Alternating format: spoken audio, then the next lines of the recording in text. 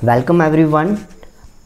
Today we will study money supply, its components and measures. This is chapter 3 according to NCERT book, class 12 according to CBSE syllabus. So we will see in detail what is money supply, what are the components of money supply and what are the measures of money supply. So what is supply of money? First of all we will see the definition of money supply. Money supply क्या होती है, ठीक है. Supply of money refers to the amount of money held by the public. So public यहाँ पे क्या क्या आ रहा है? Individuals and business firms. Individuals में सभी इकोनॉमी में जितने भी इंडिविजुअल्स हैं, अकाउंट होल्डर्स हो गए, जहाँ बैंक्स में जिनके पैसे हैं, तो उन सभी के पास जो पैसा है वो, और बिजनेस फर्म्स के पास जो अमाउंट ऑफ मनी है वो सब मनी सप्लाई में आता है. It is a stock concept. You have already studied stock and flow concept. तो स्टॉक कॉन्सेप्ट क्या है? पार्टिकुलर पॉइंट ऑफ टाइम पे कितना अमाउंट मनी सप्लाई का है इकॉनमी में, ठीक है. तो एक स्टॉक कॉन्सेप्ट है. Money supply we include only the amount of money held by the individuals and business firms. जैसे मैंने आपको पहले बताया, इंडिविजुअल्स और बिजनेस फर्म्स ने जो के पास जो पैसा है, ठीक है, उसी को हम मनी सप्लाई कहेंगे. तो हम यहाँ पे मनी सप्लाई में इंक्लूड नहीं करेंगे. We will not include currency held by the government, central bank and commercial bank to avoid double counting.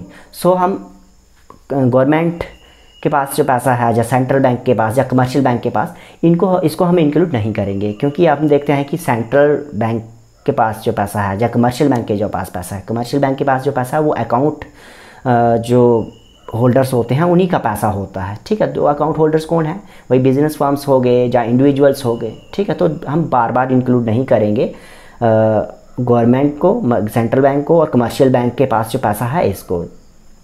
तो money supply does not include currency held by the government, central bank and commercial bank to avoid double counting.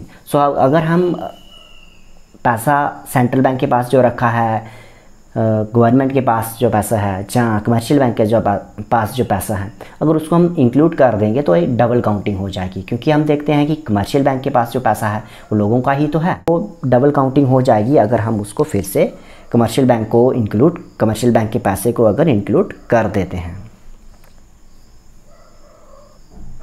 तो I hope आपको money supply समझ आ गया होगा. तो simple terms में क्या है money supply? Amount of money held by the public in an economy at any given period. किसी पर्टिकुलर टाइम पीरियड में लोगों के पास कितनी पैसा है, ठीक है, पब्लिक के पास कितना पैसा है, उसको मनी सप्लाई कहेंगे. Now we will see what are the components of money supply. कौन कौन से कंपोनेंट्स होते हैं मनी सप्लाई के, वो हम देखेंगे. There are two components of money supply. First is currency held by the public. तो करेंसी में क्या क्या आ जाता है? कॉइन्स एंड पेपर करेंसी, या पेपर नोट्स जो हैं, ये सारे किस में आ जाते हैं? करेंसी में आ जाते हैं. करेंसी में क्या इंक्लूड होता है? Coins and paper currency. तो दूसरा कंपोनेंट क्या है मनी सप्लाई का? वो है demand deposit. This are the deposits of the people with the commercial bank. These deposits can be withdrawn from the bank at any time through check, online banking or through ATM. तो demand deposit क्या होंगे? Demand deposit, जैसे आपका account bank में है, तो आपने अपने पैसे हैं बैंक में डिपॉजिट किए हैं, आप उस पैसे को सेविंग अकाउंट के जो आपके पैसे हैं तो आप कभी भी विदड्रॉ कर सकते हो. आप ऑनलाइन बैंकिंग के थ्रू मनी को ट्रांसफ़र कर लेते हैं एक बैंक से, या किसी के अकाउंट में ट्रांसफ़र कर रहे हैं या विदड्रॉ कर रहे हैं. और एटीएम से आप मनी विदड्रॉ कर सकते हैं, जहाँ किसी को चेक दे देते हैं. अब अगर पैसा नहीं दे रहे तो चेक दे देते हैं, ठीक है. तो ये तरीके हैं डिमांड डिपॉजिट्स के साथ डील करने के, कि आप अपने डिमांड डिपॉजिट को कभी भी बैंक से निकाल सकते हैं. तो कंपोनेंट्स ऑफ मनी सप्लाई में क्या क्या आ रहा है? Currency held by the public and demand deposits. तो कितने कंपोनेंट्स हैं मनी सप्लाई के? 2 कंपोनेंट्स. क्लियर है? तो आगे चलते हैं. Now we will see measures of money supply. Measures of money supply. There are 4 measures of money supply. तो मनी सप्लाई को मेज़र करने के 4 मेजर्स हैं. कौन कौन से मेजर हैं आपको यही याद रखने हैं. First measure is M1. तो M1 में क्या इंक्लूड होता है? रेड में हाईलाइटेड है. M1 is equal to C plus DD plus OD. अब ये C क्या है? Currency held by the public. तो पब्लिक में मैंने आपको बताया कौन कौन आ गया. पब्लिक में इंडिविजुअल्स भी आ रहे हैं और बिजनेस फर्म्स भी आ रहे हैं, ठीक है. तो करेंसी इनके द्वारा हेल्ड की गई जो है उसको सी बोलेंगे, ठीक है. C is currency held by the public. D is demand deposit. Demand deposit की डेफिनेशन आपको पहले भी बता दी गई है। जैसे 2 कंपोनेंट्स ऑफ मनी सप्लाई में आपने पढ़ा। डिमांड डिपॉजिट सिंपली क्या है, लोगों द्वारा जो डिपॉजिट किया गया अमाउंट है बैंक में। OD is other deposits with the RBI. OD का मीनिंग है other deposit with the RBI. तो ओडी को हम डिटेल में देखेंगे भी, ओडी होता क्या है। M1 को हम नैरो मनी भी कहते हैं, नैरो मनी कहते हैं, ठीक है। नोट, अब अदर डिपॉजिट्स में क्या क्या आ जाता है। अदर डिपॉजिट्स में आता है डिमांड डिपॉजिट्स, यानी जमा किया हुआ पैसा किसके द्वारा, नबार्ड के द्वारा। नबार्ड क्या है, national bank for agriculture and rural development, ठीक है। उसके द्वारा जमा किया गया पैसा किस में, रिजर्व बैंक में। जहाँ फॉरेन सेंट्रल बैंक्स रहते हैं, जैसे फॉरेन सेंट्रल बैंक्स मतलब किसी दूसरी कंट्री के सेंट्रल बैंक्स, हमारा सेंट्रल बैंक जैसे रिजर्व बैंक ऑफ इंडिया है, ऐसे फॉरेन कंट्रीज़ के सेंट्रल बैंक जैसे अमेरिका का फेडरल रिजर्व है। तो फेडरल रिजर्व का अगर हमारे आरबीआई में अकाउंट है और उसमें पैसे डाल रखे गए हैं तो वो अदर डिपॉजिट में आएगा। जहाँ डिमांड डिपॉजिट किसके, इंटरनेशनल फाइनेंशियल इंस्टीट्यूशंस के, या डेवलपमेंट इंस्टीट्यूशंस होते हैं जो, जैसे वर्ल्ड बैंक है, इंटरनेशनल मॉनेटरी फंड है, तो ये सारा किस में इंक्लूड करते हैं हम, अदर डिपॉजिट में इंक्लूड करते हैं। इनके द्वारा जमा किया हुआ पैसा अदर डिपॉजिट्स में आता है और ये सब अकाउंट रिजर्व बैंक के साथ होते हैं। So I hope first measure of money supply M1 is clear to you. So अब आगे चलते हैं। Second measure of money supply is M2।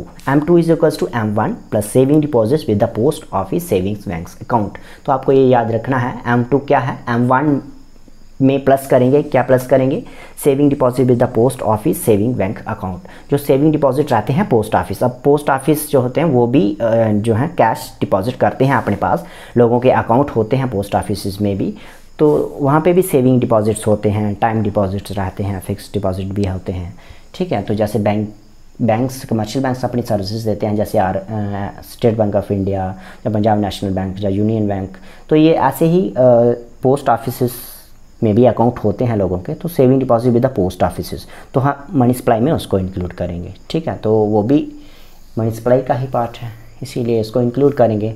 अब post office saving bank account के डिपॉजिट्स जो होते हैं वो रिलेटिवली लेस लिक्विड होते हैं दैन डिमांड डिपॉजिट्स।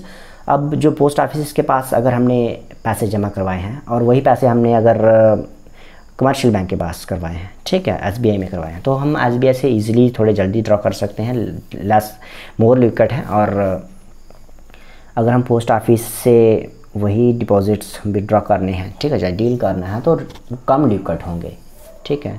तो सेविंग डिपॉजिट जो होते हैं पोस्ट ऑफिस में, जो सेविंग बैंक अकाउंट होता है हमारा, वहाँ पे डिपॉजिट किए होते हैं, वो लेस लिक्विड होता है than demand deposit, but more liquid than time deposits. तो टाइम डिपॉजिट्स में हमें पर्टिकुलर टाइम पीरियड के लिए पैसे डिपॉजिट किए होते हैं, तो पोस्ट ऑफिस सेविंग बैंक के अकाउंट के जो से डील करना रिलेटिवली मोर लिक्विड होता है in case of time deposit. So अब अगले मेजर पे चलते हैं। Let us see the third measure of money supply M3। M3 measure में हम क्या क्या इंक्लूड करते हैं, M1 plus time deposits with the banks. तो M3 में क्या आएगा, M1 में क्या आता है, currency held by the public plus demand deposit plus other deposits. अब एक और इंक्लूड कर देंगे हम time deposits with the banks. Time deposit include कर देंगे तो M3 हमारे पास एक अलग मेज़र आ जाएगा मनी सप्लाई का। M3 is equal to C plus DD plus OD plus TD। तो इस तरह से भी लिख सकते हैं M3 को, ठीक है, क्यों, सिंपली हमने M1 की वैल्यू पुट कर दी यहाँ पे। तो M1 plus time deposit with the banks. M3 को ब्रॉड मनी भी कहते हैं, ठीक है। तो आपको ये याद रखना है, 1 मार्क्स के क्वेश्चन में आ सकता है, what is broad money. So M3 is called broad money. Now let us look at the fourth measure of money supply, which is M4. M4 is equals to M3 plus total deposits with the post office savings bank excluding national savings certificate. तो M4 में क्या आएगा, M3 plus total deposit with the post office saving bank. It excludes the contribution to national savings organization like national savings certificate. तो M3 में सारे deposit आ जाएंगे post office के, लेकिन नेशनल सेविंग सर्टिफिकेट्स को हम एक्सक्लूड करें। लेकिन आपको याद रखना है, इसमें हम नेशनल सेविंग सर्टिफिकेट्स को इंक्लूड नहीं करेंगे।